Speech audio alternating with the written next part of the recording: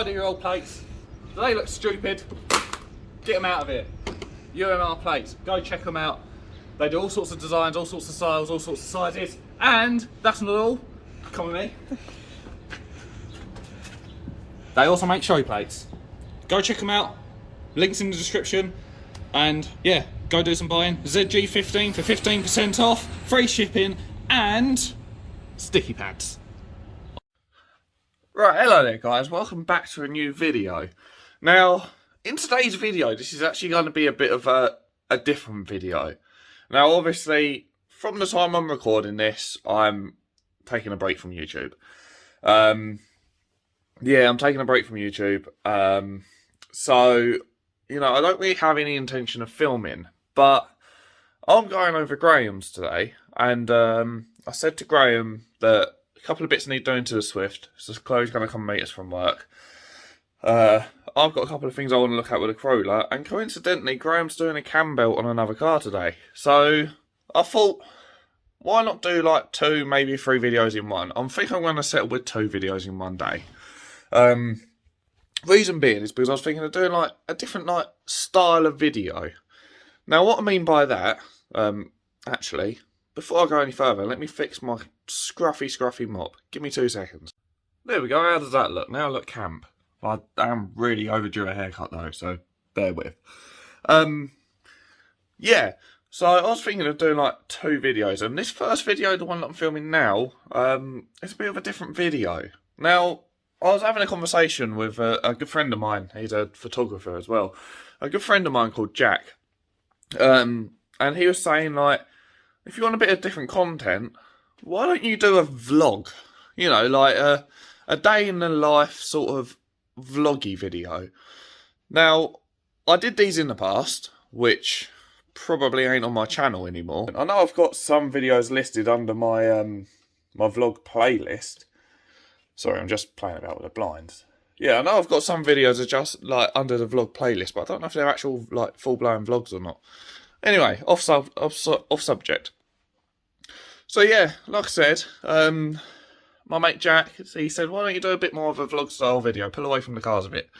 Now, whereas I agree and can see where he's come from, my last vlog video that I did, which was years ago, didn't really get that many views in comparison to the car stuff that I've been doing. So I thought, why not make a car vlog? You know, combine the 2 ideas, let's make a car vlog. So yeah, today you're coming on a journey with me to Graham's. I'm going to be sorting out the Corolla. Graham's going to be doing a cam belt on another car. And then for a separate video, Chloe's going to come along and we are going to put some lowering springs on her car. I'm not going to show you them though, even though they're sat right in front of me. Now, I cannot wait for stuff to happen here. That I leave shut when I go out at the moment. These I leave practically shut. And same with the bedroom one. Ignore the state of the bed. I just woke up. Ignore me. And the whole reason why I leave these shut during the day, especially on Saturdays and weekdays, because we've got scaffolding right outside. I don't want the builders nosing in at my amazing mansion. No, it's not a mansion. But yeah, anyway, I'm going to get my stuff together. There's the box of lowering springs. I'm going to take that with me just in case I run out of space on my phone. I need my phone charger. I need to go out there to my outside storage to get Chloe's standard suspension. I need to go in that drawer to get YouTube shit. So let's get that done. I really wish my life lived off of YouTube magic, because for you, it was just the last frame. For me, this was about 10 minutes of running around. So, box of lowering springs, Chloe's old suspension. We only need the shocks from these, which don't look brilliant, but they're a lot better than the FKs that have blown up on our car. Let me catch my breath. Tripod, suction mount, tripod, phone charger, prehistoric laptop. So yeah, everything's all together. I need to brush my teeth before I go. And yeah, once that's all done, let's get this shit loaded in the car. Step 1 of getting stuff out of a flat. Get it to your lobby. Then go and lock your door. Thankfully, only a 2-storey flat. Not too shabby. And that's me outside storage. Thanks, Chloe, for letting me borrow your trainer as a door wedge. Fire doors that don't fire door shut, you know, all this brilliant jazz. Lock that's falling off the door. Fucking mint. Sweet. Now, down here, let's take all that shit out to the car.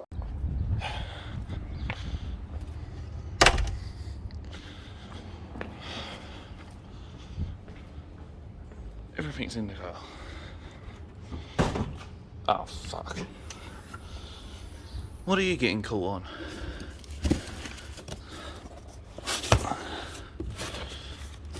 Getting caught on you? I don't know what the blood.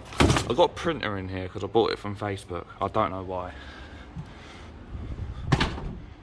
What are you getting caught on?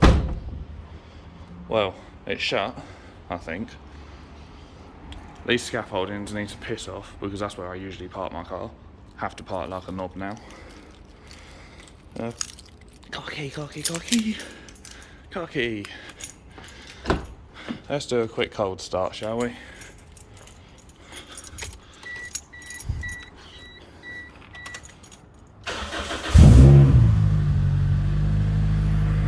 My neighbours loved me with this car under here. Like, legitimately, they moan about noise complaints. Yeah. That's everything in the car, including a printer that I've had in there for the past week that I bought off of Facebook Marketplace. Can't actually remember the reason why I bought it, but it's in there for some reason. Now I'm going to start a almost hour-long drive to Graham's. I've got half a tank of fuel, which is good. And, fucking mint. I'll see you on the other side.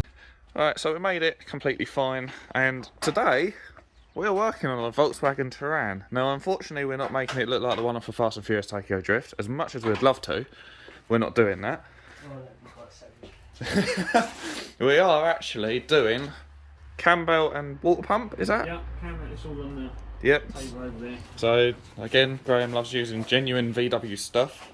So, cam belt, water pump, and a slave cylinder for the clutch. So, what are you doing at the moment? I'm just taking off the lower boost pipe so that I can get to the water pipe, so I can drain all the coolant out before we start taking other bits and pieces off. Now I'm guessing this is all coolant down here, which again, genuine VW coolant. So yeah, I'm gonna get tripod and shit out, and we'll just see sort of how the day goes, really. Right, so we've dived straight in. Coolant's drained down below. That's a boost pipe, I think. And then up here, I have removed the airbox. I did it all myself, but I did something properly. So I removed all the airbox all the way up to that intake pipe there. The part that we're looking to replace is somewhere down here. I can't see. 2 seconds. Sorry, I was just next to your light. So yeah, it's this little the thing with the little bolt nut thing on top is what we're replacing. So it looks like gear linkage out of the way. You got this little silver brace that we might need to move, possibly, just to give us a bit more access. We're trying to work around the battery, because everything that we need to loosen off does seem easily accessible like this, just tight. So yeah, that silver brace, as you can see, unbolts down there. Yeah, other than that, I'm not I'm not too sure. So I'm probably gonna see if I can move that brace out of the way, or a gear linkage or something, and just sort of take it from there, really. Meanwhile, what is it you're up to? Just taking the top boost pipe off, starting to get the coolant bottle out of the way. I'm hoping that with the fuel filter I can just unbolt it and fold it out of the way. Then I can move the coolant bottle right out over the way. Then we can get to the engine mount from up here, but I won't take that off straight away. We'll then go down underneath, start taking the alternator pulley off and bits and pieces, all the covers that we can without taking the mount off. Lock in the timing, and then take the mount off and swap all the bits and pieces over. So, quite a bit of work then, by the sounds of it. Yeah. So yeah, I'm going to try and get some stuff off here. I I was hoping to be able to like film under the bonnet, but it's quite a small engine area and a lot of it sort of sits under the scuttle. So I don't know if I'll be able to get a good angle, but I'll come back with regular updates and show you guys what I've done. This thing's being an arse, like an actual arse. So what I've done is I've pulled the gear linkages off. One of them is held on by this plastic nub, and I was struggling. I didn't want to break anything. Graham literally said that this just pulls straight over the nub. The other gear linkage, can't remember where that connects to, somewhere down there, involves this little like pin clip thing. So you prise that off and then the whole linkage falls free. After that you've got three 13mm bolts that hold the gear linkage holdery thing on. Mounts there, mounts back there, and it mounts under the battery tray somewhere down there. And then I don't actually need to undo the silver brace because the cylinder is here. I've got two what look like 13mm bolts again and a brake line there. Then the whole thing should be set free. Now the brake line is on a flexi by the looks of it, so I'm hoping I can pull it out the gearbox, pull it up here a little bit so I can see what I'm doing, and get the brake line off. So yeah, I've done all of this practically myself with minimal help, and I'm actually quite happy that I'm learning something. This is why I needed time to myself, so I can focus and be happy. This is good. Right, now a bit of consumer advice if you're ever doing this by yourself. The very easy bolt to do, that one there, leave that one till last, because this one under here was an absolute pig to do. So, but yeah, it is out. The boot is currently stuck in it. So if we look at the new one, it's got this rubber boot on it, and inside there's like a metal rod shaft thing, and that is preventing it from coming out at the moment. That's what pushes against the clutch. Yeah. So the idea is I'm going to take this silver bracket off. I didn't really want to, but it looks like it's going to be a case of having to. Now there is a bolt down here, and there is also a bolt under the battery tray, which is quite easy to get to. Then that should lift out of place. Then I'm going to pull this free. Then I'm going to get Graham to do the fluid line, just because obviously I haven't done them before and I don't want to piss fluid everywhere and cause an accident I can't fix. So, but other than that, I've got the slave cylinder out all by myself so far, so I'm quite happy with that. So onwards and upwards, let's pull this thing free. Right, so now that bracket is officially removed, I should be able to reach down here and pull this up. Oh, there we go, that was quite easy. So yeah, it's on a flexi, which is quite nice, and that is your slave cylinder. So I'm going to get Graham to remove the brake line bit in a minute, and we'll put the new one on. Right, we are now nearly ready. There's the new one. The old one's just coming off now. So you've got this little like retaining clip. It's like a quick release for the line. So we're going to pull that off, chuck that one on, and I'll be bolting it back up.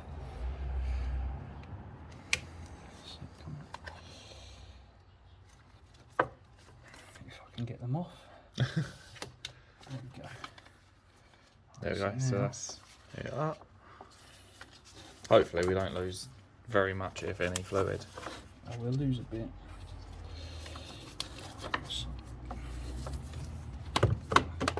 Oh no. I've gone blind. Torch is gone. Right into the belly of the beast.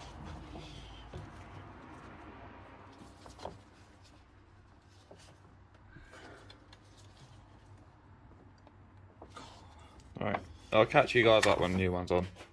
Right, so the new one is now on. We do now need to bleed the clutch system. But yeah, she's on. We're going to bleed the clutch and then we'll put everything else back together. That was quite an easy task. Every bolt that I touched after I got the airbox out of the way was a 13mm, so it makes it very easy. And to get the airbox out of the way, it was just literally about 5 crosshead screws and a couple of clips, I think it was. So yeah, quite an easy task, but it is quite fiddly as well. You would be better off probably removing your battery and battery tray just for better access, but it is still doable with them in. But yeah, so that's on. And when Graham's stopped doing Graham things, we'll bleed the clutch. Right, so we're now on the bleeding process. So what I've done is I've wrapped rag round the bleed nipple. I've undone it sort of about a turn and a half roughly after cracking off. I mean including cracking off. We've undone the reservoir for the fluid, and we literally just need to sit and watch and see if anything happens. If nothing happens after a while, we're going to get the compressor on it to sort of like force the air through and the fluid through, and yeah, that's how we're going to bleed the slave cylinder.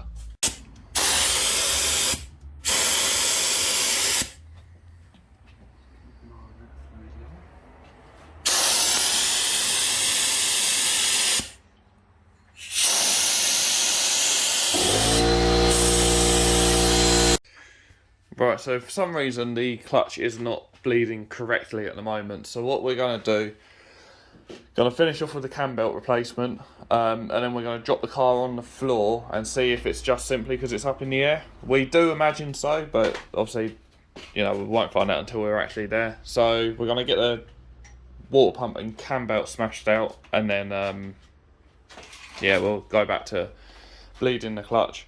Then we've got to very quickly look at the Corolla. I'll tell you why with that in a bit. It's a bit of a weird situation. But yeah, we're making progress. Right, so what we're going to do is we're going to take the slave cylinder back out, make that the highest point of the system and try and bleed it that way. But for now, we are still going to continue with this.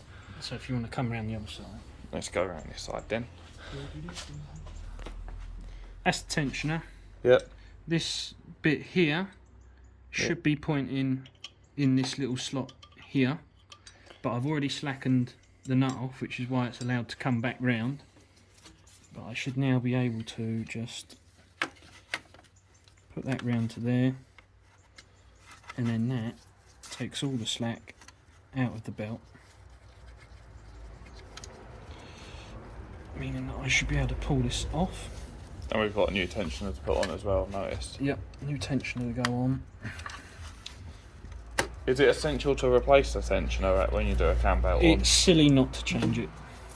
So what happens over time then? Like, is there Well, it's a spring. Yeah. That's one of them twisted up ones in these. Some are slightly different. But over time that spring can wear out, or and the belt stretches.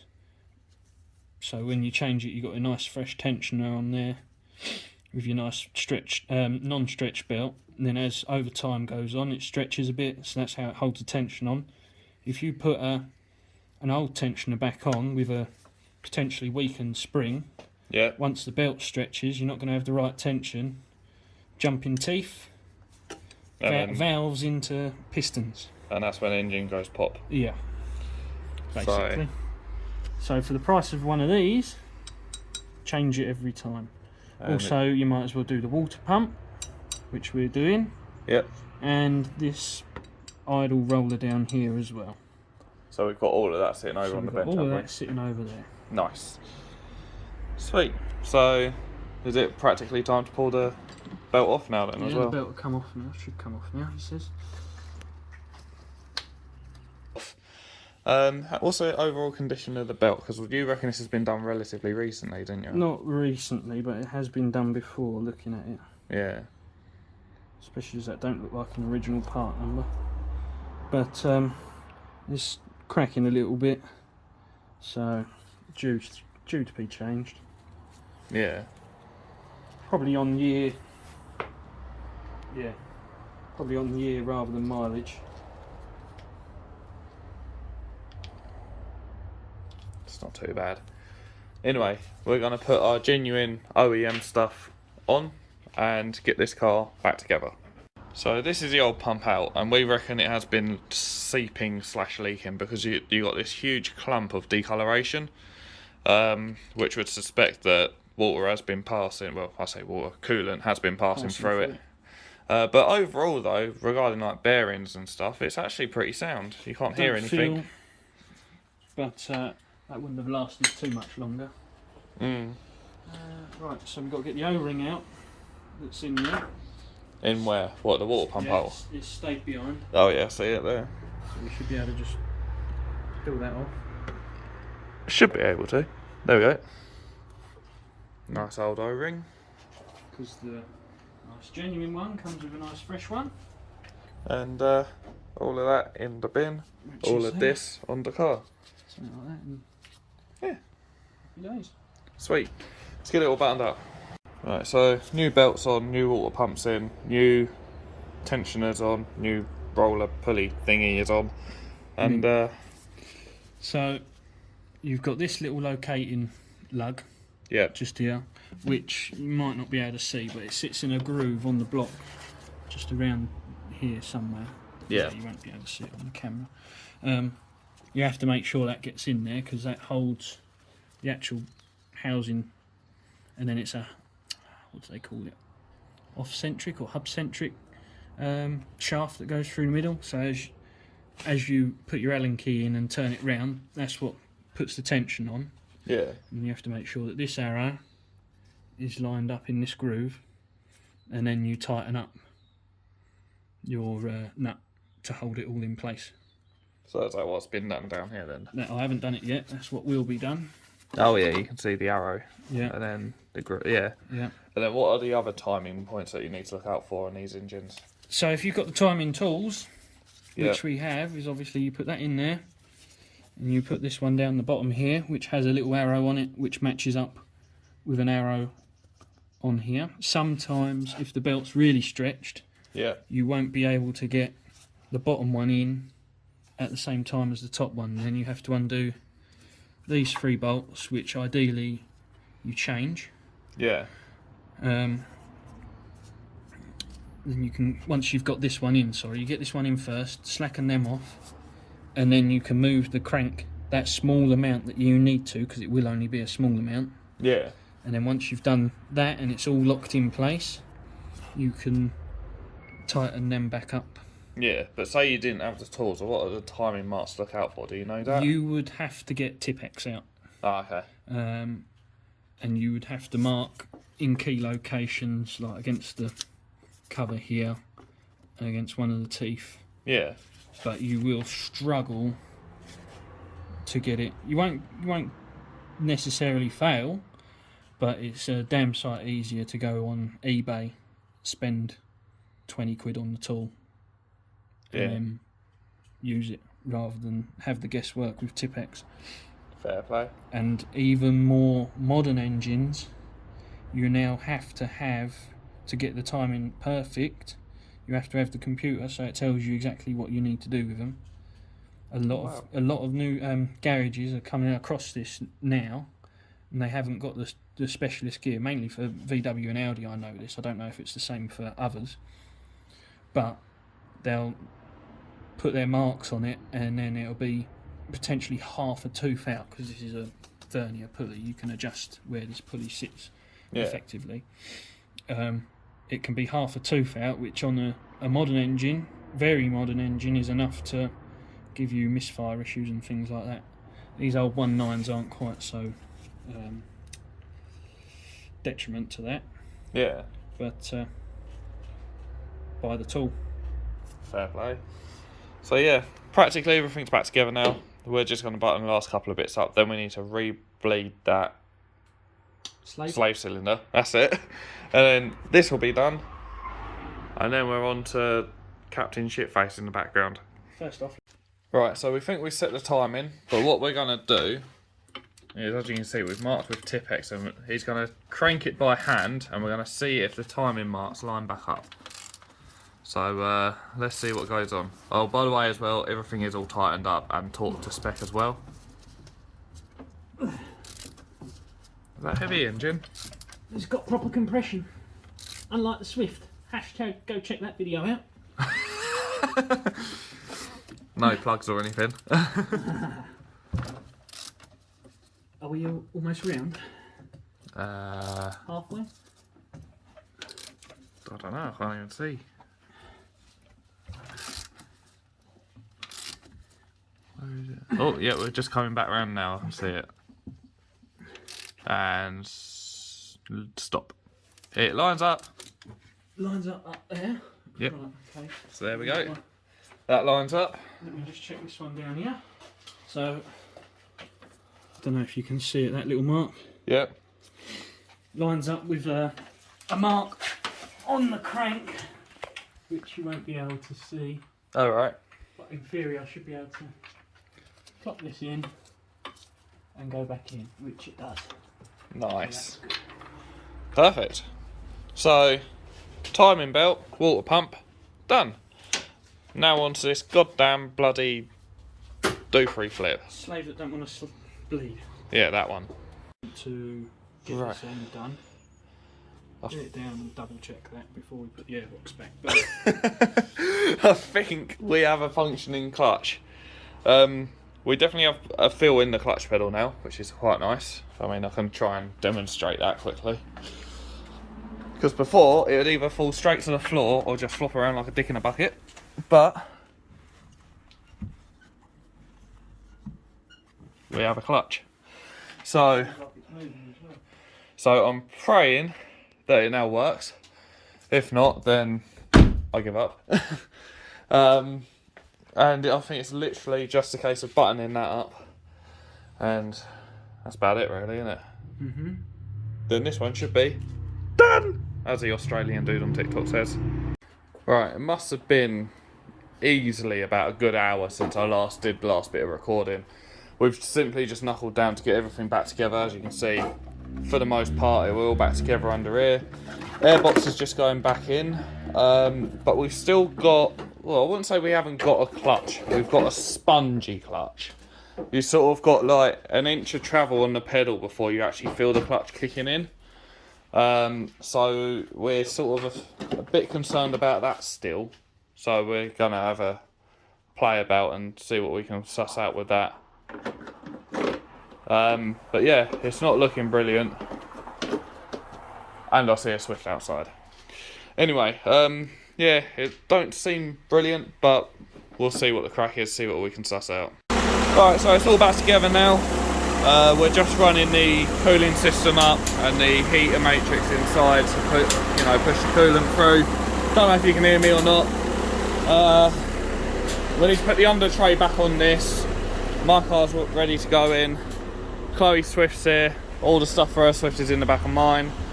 So we'll probably have a car truffle shuffle in a minute. But this is back and living. There's no warning lights on the dash, I don't think.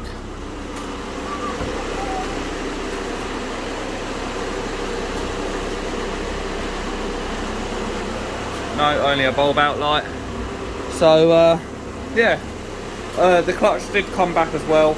I think we just needed to push some vacuum through with it running. I think that's all we needed to do. But the clutch is working fine. So yeah, one job done, another 2 to go, and then maybe we can get home tonight. Right, so the Turan is out on a test drive. Graham's just taking it out. Mine's gonna sit here. Chloe's is in the garage for the next video that I'm gonna record back to back. So what we're gonna do now is we're gonna look into this. So with this, if I boot it or rev it or something, I get a really strong whiff of petrol. Now I've checked like the fuel rail and all that, and I can't see any obvious leaks. So don't know what's going on there, but we're going to check it over because it is concerning me, because it's not just a slight whiff, it's like really strong and potent. So we're going to check that, and then I'm going to outro the video, and then we're going to start a video on the Swift. Right, so we're just giving everything a quick visual inspection. Injectors are all fine at the moment. We just checked the carbon canister, which is there. Everything seems to be all linked up there so far. Obviously, like I said before, I know I need a new PCV. But yeah, we're just checking everything for now.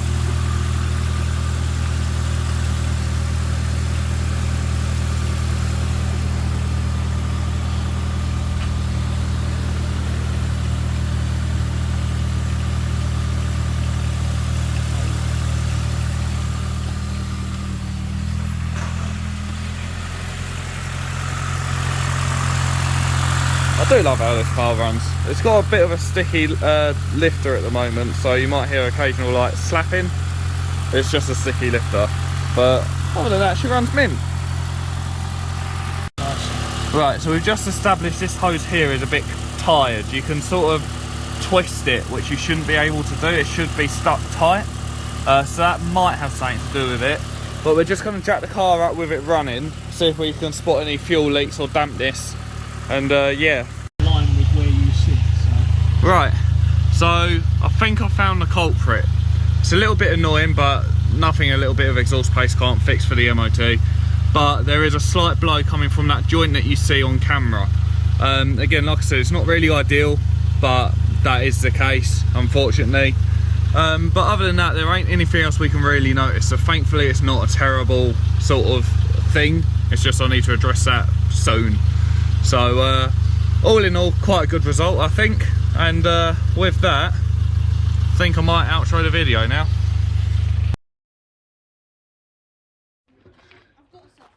Right, so that is the first video that Graham's done. We have fixed a Tiguan. We have found the issue with the Corolla, so a very successful day. And now we're moving on to the Swift. But for that, stay tuned for the next video. If you guys did enjoy this video, please be sure to slap a like on it, comment down below, whatever you want to comment, I guess. And more importantly, hit that subscribe button. And yeah, I'll catch you guys very soon.